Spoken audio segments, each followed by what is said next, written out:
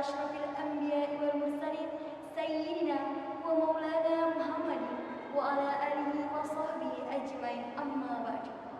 Pertama-tama, marilah kita panjatkan puja dan puji syukur kita kepada Allah Subhanahu wa Ta'ala yang telah senantiasa mencucurkan rahmatnya seperti air mancur, dan sepantasnya kita sebagai hambanya haruslah bersyukur dan janganlah kita bersifat takabur. Kedua kalinya, salawat serta salam tak lupa kita haturkan kepada junjungan kita, suri tauladan bagi kita, yaitu baginda Nabi Muhammad SAW, yang telah membawa kita dari zaman jahiliyah menuju zaman yang Islamiyah, yakni ad-dinul Islam. Dan tidak lupa pula yang saya hormati seluruh Dewan Juri Lomba Dai Virtual FKPAI Wirobrajan Yogyakarta dan seluruh umat muslimin wal muslimat rahimakumullah dimanapun berada.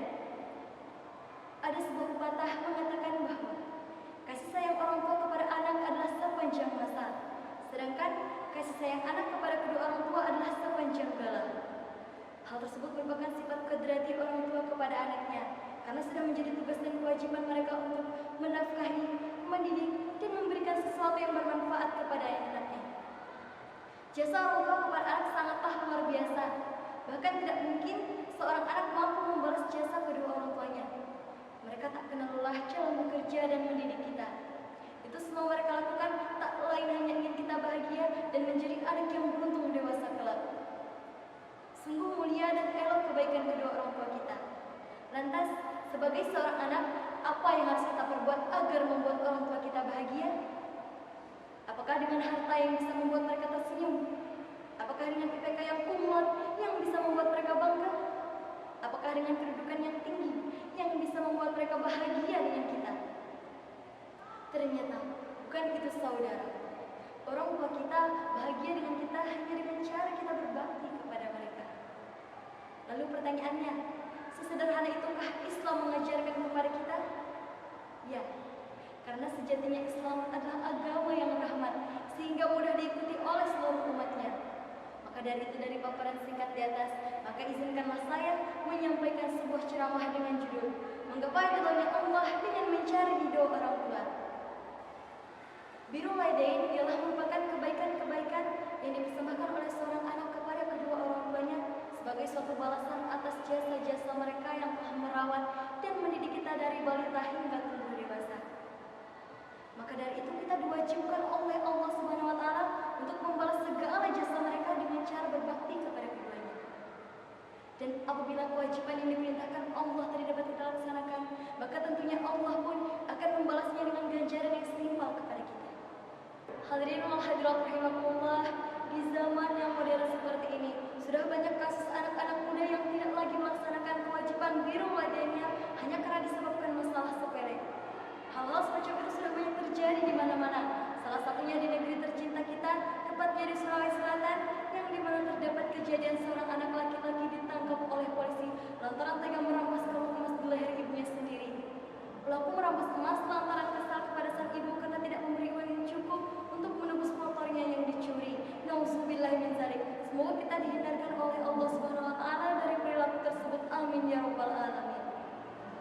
Hadirin wal hadirat rahimakumullah, masih ingatkah kita tentang cerita seorang Alqamah yang ahli dalam ibadah, tapi saat sakaratul maut tiba, ia sangat sulit sekali mengucapkan kalimat syahadat. Ternyata hal tersebut terjadi akibat ia yang sering kali menyakiti perasaan ibunya semenjak ia menikah. Ia lebih menyayangi dan mementingkan istrinya daripada ibunya sendiri. Oleh karena perilakunya tersebut, ibunya tidak ridho kepadanya. Dapat kita lihat bahwa merupakan kewajiban bagi seorang anak untuk melaksanakan kewajiban birrul walidainnya dengan sebaik-baiknya. Karena di dalam Al-Quran sudah dijelaskan bahwa berbakti kepada kedua orang tua merupakan kedudukan teratas kedua setelah beribadah kepada Allah Subhanahu wa Ta'ala. Sebagaimana yang dijelaskan di dalam Quran surah Al-Isra ayat 23. Wa qadha rabbuka alla ta'budu illa iyyahu wa bil walidaini ihsana.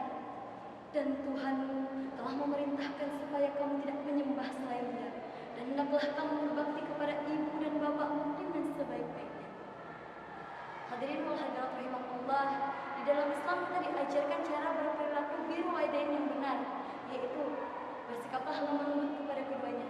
Dalam artian kita tidak boleh berkata kasar, membentak, bahkan mengancam mereka. Dan kita sebagai anak haruslah pula menaati segala segala perintah mereka selama tidak mendurhakai Allah Subhanahu wa taala. Merendahkan diri di hadapan keduanya dan meminta izinlah dalam setiap hal yang ingin kita lakukan supaya orang tua kita ridho pada kita. Dan apabila mereka sudah menaruh ridhonya pada kita, maka niscaya Allah pun akan meridhai kita pula. Hal ini sudah tercantum di dalam sabdanya Rasulullah SAW. Ridullah ridho walidain, wa suhtullah fi suhtil walidain. Keridhaan Allah itu terletak pada ridhonya ibu dan bapak, dan kemurkaan Allah itu terletak pada murkanya ibu dan bapak. Hadis riwayat Tirmidzi.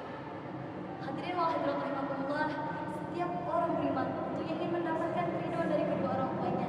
Karena di dalam keridhaan tersebut terdapat suatu jalan kemudahan dalam setiap hal yang kita jalani, baik di dunia maupun di akhirat kelak.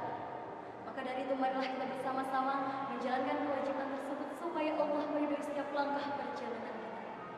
Mungkin hanya ini yang bisa saya sampaikan. Apabila ada kekurangan saya mohon maaf, karena kesempurnaan hanyalah milik Allah Subhanahu wa taala. Unzur maqala wa la